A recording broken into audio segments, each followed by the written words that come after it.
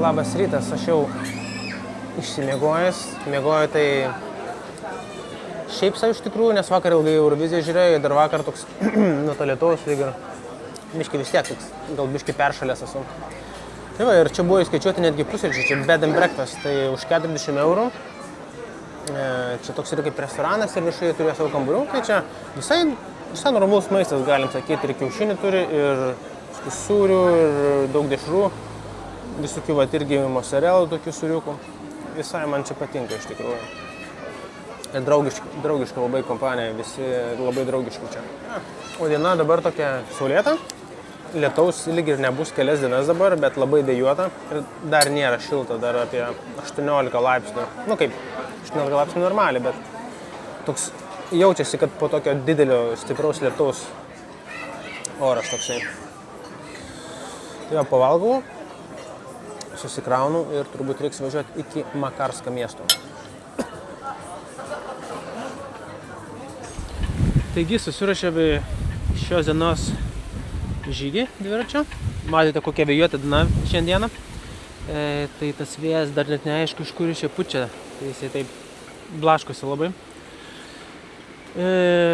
Dar mano dviračio daiktai ne visi išdžiūvę.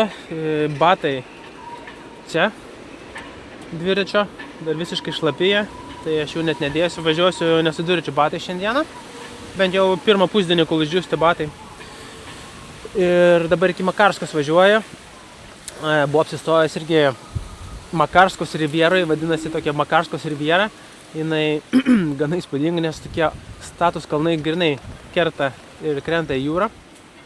Ir yra tokie pakrantės, tokie gražūs miestukai, kur aišku yra daug turistinių vietų, daug turistų, matote gražūs laiveliai, sutvarkyti miestukai, daug užsieniečių.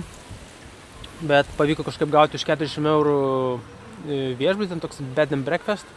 Dar netgi pusryčiai buvo skaičiuoti, pusryčiai labai gerai prisivalgiau, labai sočiai. Ir tiesiog ruošęs kelionį dabar galiu minti jau. Mano tikslas yra iki Makarskas nuvažiuoti, ten biški pasitrinti ir toliau pratęsti palei tą Makarskos rivierą toliau iki sekančio miestelio. Ten, norėčiau kokį 80 km nuvažiuoti šiandieną.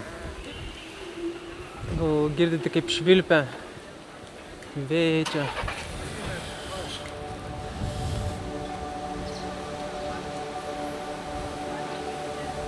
Tai va, yra tokia Makarska riviera irgi.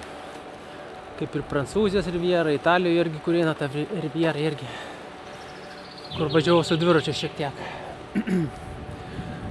Bet kainos ne kažką ir skiriasi iš tikrųjų, nes nakvynė Kanuose irgi tiek pat kainavo, aišku, be pusryčių ten. Maistas irgi kiek žiūrėjau, nėra čia tikrai pigus. Tačiau Prancūzijos riviera ne kažką ten ir nukentėtum, arba čia ne kažką ir sutaupytum.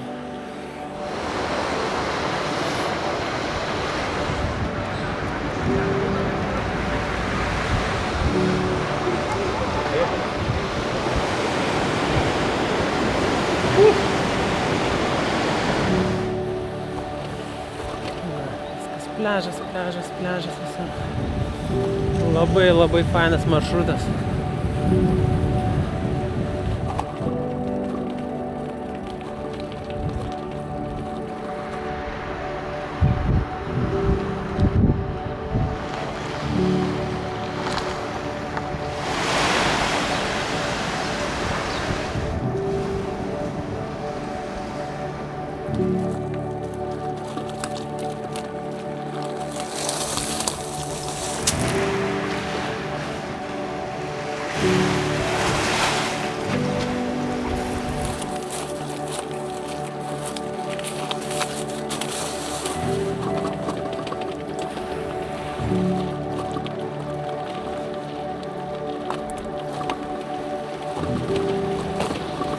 Visai pakenčiamas takas, galima pravažiuoti drąsiai. Ir buvo žymiai prastesnių.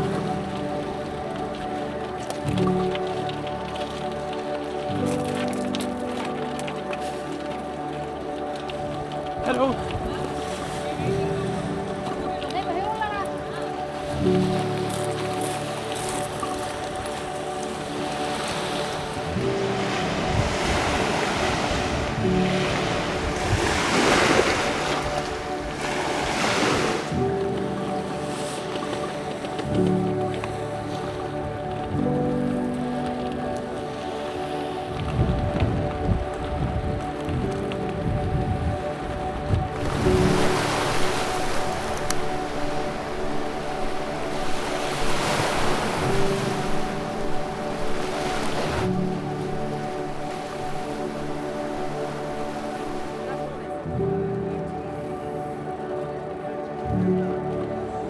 čia galime ir vidulis. Čia toks vaikiškas.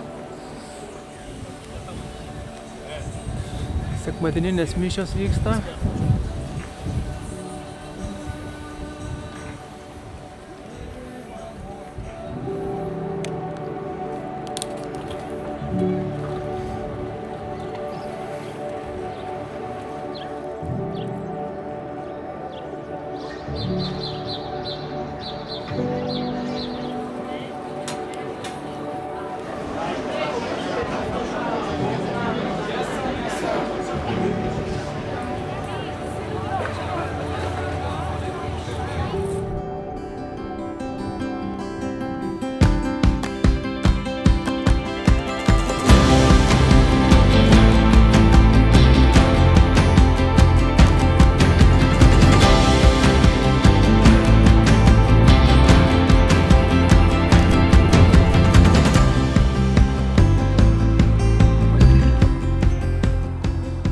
Sekmadienį šiandieną tai niekas nedirba, parduotuvės maistinės nedirba ir restoraną irgi ten buvau sustojęs, nieko. Tai žodžiu, reikia valgyti, ką turiu, ten sausainių, dar kažką. Sunkiai mėnesį šiandien kažkaip prasilaužiau, atrodo viskas dabar gerai ir miegas nebėjama ir kažkaip ir pilvą suko šiandieną. Dabar nežinau, išsivirsiu arbatą su sausainiais. Šokoladą kažkokį turiu ten proteininį botonėlį. Ne, šiaip normalus maisto rodos, dar sūrį turiu, bet duonos neturiu, tai ką aš ten. Tai aš čia užkasiu su neblogu vaizdeliu. Vaizdelis, va. Toksai. Tai va, šiandieną jau daugiau negu pusę numyniau. Labai iš tikrųjų gražus vaizdai. Galiu pasakyti, kad turbūt gražiausia vaizdai visos kelionės metu. Tiek paėmus vakar, kas buvo ir šiandieną. Tikrai labai įspūdinga, man čia patinka. Man patinka, kur kalnai, vanduo, žalia, bet tokie dalykai man patinka. Ir lietus vakar nors ir lijo, nors ir pakliuvojau į tokią liūtį, bet vis tiek nesiskundžiau, visai nuotykis buvo. Gerai, reikia kaistis arbatą. Pailsėti. Šiandien pirmą kartą tik prisėsiu jaučiu. Jau numyniau apie 60 km beveik. Ir tik valgiau iš ryto. Kažkaip man su to valgymu reikia kažką daryti, nes tingiu aš stot, vėl imtis, vėl valgyti, vėl važiuoti. Kažkaip mini. Ir po to jau kažkaip jau pradedu galvoti, tikrai reikia pavalgyti, kaip ir dabar. Važiuoju dar kokį, 20 km ieškojau, kur pavalgyti, kur nusipirkti valgyti. Galų gale nusprendžiau prisėsti ir suvalgyti, ką turiu iš tikrųjų.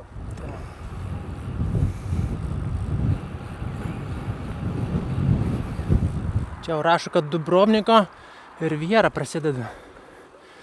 Nu čia.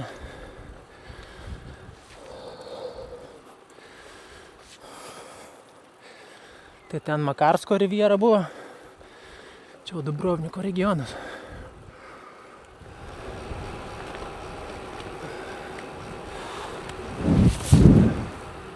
Na va, atvykau į miestuką, bet jisai specifinis, toks jau skiriasi labai nuo tų, kuriuos aš pravažiuodavau anksčiau. Čia tokie daugiabučiai. Matosi vietinis, gyvenamasis toks miestas. Kadangi sekmadienis, neaišku, man reikia dabar iš čia keltą imti, nes mano maršrutas, Viduržemio jūros maršrutas, rodo, kad reikia keltis į tokią, ten gal sala bus. Nesu tikras, ar sala, ar ten tiesiog toks iškišulys yra, nes reikia pažiūrėti Bosniją Hercegoviną. Nes per Bosniją Hercegoviną turbūt yra tik tai tokie pagrindiniai keliai, kurie gali būti užkimšti ir irgi ten, žinai, tik pravažiuojant, tik pravažiavimo reikia ten pasą rodyti ir vos ne, ten vizą gauti. O ten užtruktų gal porą valandų jie pravažiuoti. Taigi, planas lengvai pasikeitė, nes keltas išplaukė tik už 2 valandų iš to miestelio. Ir ten nuplauksiu, bus jau tamsu. Ir iki kempingo man dar važiuoti, nežinau, kažkiek laiko reikėtų. Dar tas keltas kažkiek kelias, tai tikrai jau tiem būsiu temus atvažiuosiu. Tai nusprendžiau tiesiog važiuoti per Bosniją ir Hercegoviną. Ten toks mažas bus, maža atkarpa, bet išmiegosiu Bosniją ir Hercegoviną. Tai bus dar viena šalis mano kelioniai. Ir pamatysiu vienintelį kurortą prie Viduržemio jūros, kurį turi Bosnija ir Hercegovina. Tai tenai ir išmiegosiu. Užsakiau kambarį ką tik už 25 eurus. Tai tas pats kaip kempingas man čia gausias.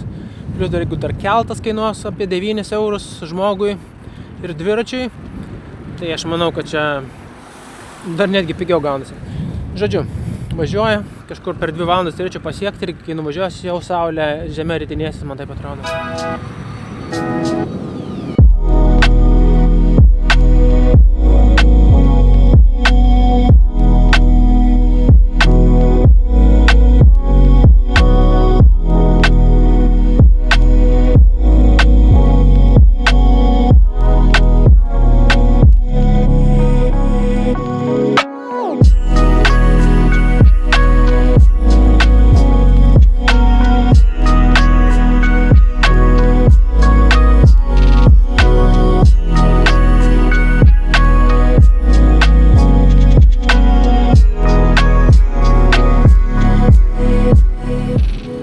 Privažiuoju jau Bosnijos ir Hercegovinos sieną.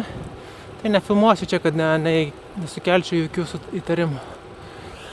Kai pravažiuosiu įsijungsiu. Štai ir 7 mano aplankyta šalis šios kelionės metu. Bosnija ir Hercegovina. Ir ten saulėlydis leidžiasi saulė.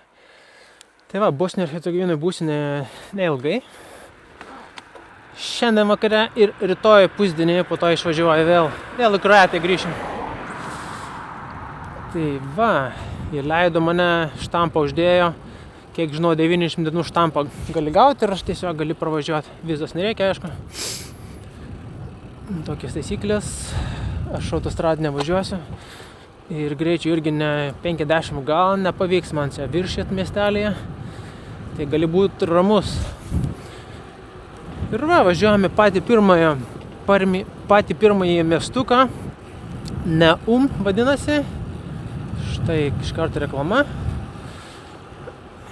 Ten praleisim naktį ir pažiūrėsim, koks tas kurortas tenai Bosnijoje ir Hercegovinoje. Štai kaip atrodo miestelis vakarėjant. Dar pas juos iš šviesų nėra, žiūrėkit. Visiškai ne vienas žibintas nedega.